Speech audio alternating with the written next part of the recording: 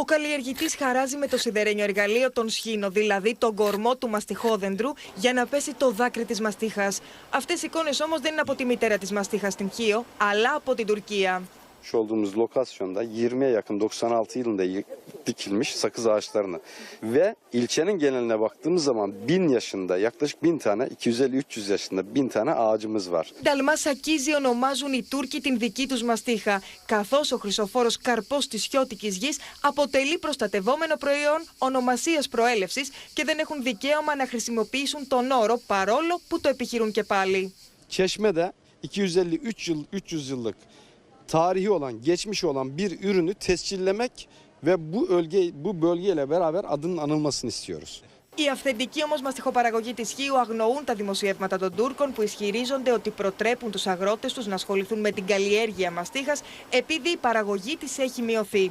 Μια προπαγάνδα είναι, δεν έχουμε κανένα λόγο ούτε να ασχολούμαστε μαζί τους, ούτε να βλέπουμε πράγματα τα οποία μάλλον να φοβόμαστε. Οι παραγωγοί εξάγουν εδώ και χρόνια γύρω στους 10 τόνους μαστίχα στους γείτονές μας, ενώ τα τελευταία 4 χρόνια έχουν και εταιρεία στη Σμύρνη. Πριν από χρόνια όμως κάποιοι συνεργάστηκαν έστω και για λίγο με τους γείτονες. Δυστυχώς στο παρελθόν υπήρχαν τέτοια φαινόμενα. Κάποιοι εδώ χιώτες είχαν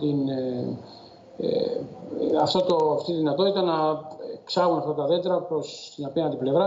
Ευτυχώς εδώ και αρκετά χρόνια τώρα το λιμεναρχείο και οι τοπικές αρχές παίρνουν όλα τα μέτρα.